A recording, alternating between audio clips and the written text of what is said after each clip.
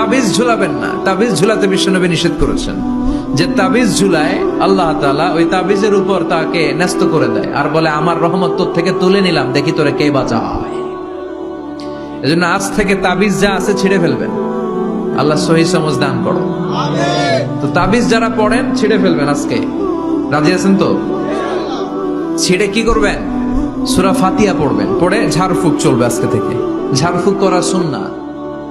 আর তাবিজ দেয়া হচ্ছে বিদআহ, যেটা বিশ্বনবী শেখায় নাই, সাহাবারা শিখায় নাই, ওইটাতে আমরা যাব না।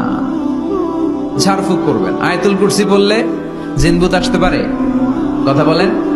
সূরা ফাতিহা পড়লে আর অসুস্থতা থাকতে পারে? বিশ্বনবীর সাহাবারা একবার সফরে বেরোলেন। সফরে বেরিয়ে হঠাৎ দেখলেন মরুভূমির মাঝখানে কিছু লোক জটলা পাকিয়ে রেখেছে, একটা লোক শুয়ে আছে। আবু সাঈদ আল খুদরি ছিলেন ওই সফরের লিডার। বললেন, কি হয়েছে? তারা বলল, আমাদের নেতাকে সাপে কামড় দিয়েছে, আরেক বর্ণনায় বিচ্ছু কামড় দিয়েছে, বিষের ব্যথায় আমাদের নেতা মারা যাবে। তারা নানা ধরনের বৈদ্যরাজ কবিরাজদেরকে এনে মন্ত্র পড়াচ্ছিল। সবাই মন্ত্র পড়ছিল, ছু মন্তর ছু, কালিকুত্তার ঘু। ছোট বাচ্চারা পড়ে, বুঝানোর জন্য বললাম, তারা হয়তো অন্য কিছু পড়ছিল।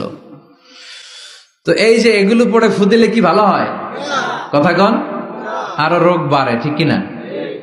বাচ্চার হাতে 2টা, গলায় 3টা, কোমরে 4টা, এগুলোর ওজনেই তো বাচ্চা অসুস্থ হয়ে যাবে। কথা বুঝতে পেরেছেন? আবার কোমরে লাগায়, এটারে কি বলে? কাইতন। কি কয়? তাগা। চাচাই বলতেছে তাগা। তাগা টাগা লাগাবেন না। সূরা ফাতিহা পড়ে আজকে থেকে ফু দিতে হবে। আমার মাইকের আওয়াজ নিশ্চয়ই শহরের অনেক দূর যাচ্ছে। মায়েরা, বোনেরা শুনে রাখবেন, অসুস্থ আপনি সূরা ফাতিহা পড়ে ফু দেন। তাবিজ ঝুলাবেন না। তাবিজ ঝুলাতে বিশ্বনবী নিষেধ করেছেন। যে তাবিজ ঝুলায় আল্লাহ তাআলা ওই তাবিজের উপর তাকে ন্যস্ত করে দেয় আর বলে আমার রহমত তোর থেকে তুলে নিলাম, দেখি তোরে কে বাঁচায়। এজন্য আজ থেকে তাবিজ যা আছে ছিঁড়ে ফেলবেন। আল্লাহ সহি সমঝ দান করো। তো তাবিজ যারা পড়েন ছিঁড়ে ফেলবেন আজকে। রাজি আছেন তো? ছিঁড়ে কি করবেন? সূরা ফাতিহা পড়বেন, পড়ে ঝাড়ফুঁক চলবে আজকে থেকে। ঝাড়ফুঁক করা সুন্নাত। আর তাবিজ দেয়া হচ্ছে বিদআহ, যেটা বিশ্বনবী শেখায় নাই, সাহাবারা শিখায় নাই, ওইটাতে আমরা যাব না। ঝাড়ফুঁক করবেন। আয়াতুল কুরসি পড়লে জিনভূত আসতে পারে? কথা বলেন। সূরা ফাতিহা পড়লে আর অসুস্থতা থাকতে পারে? বিশ্বনবীর সাহাবারা একবার সফরে বেরোলেন। সফরে বেরিয়ে হঠাৎ দেখলেন মরুভূমির মাঝখানে কিছু লোক জটলা পাকিয়ে রেখেছে, একটা লোক শুয়ে আছে। আবু সাঈদ আল খুদরি ছিলেন ওই সফরের লিডার। বললেন, কি হয়েছে?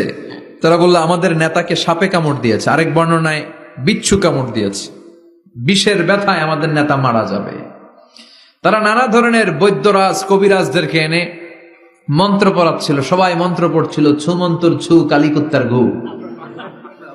ছোট বাচ্চারা পড়ে, বুঝানোর জন্য বললাম, তারা হয়তো অন্য কিছু পড়ছিল।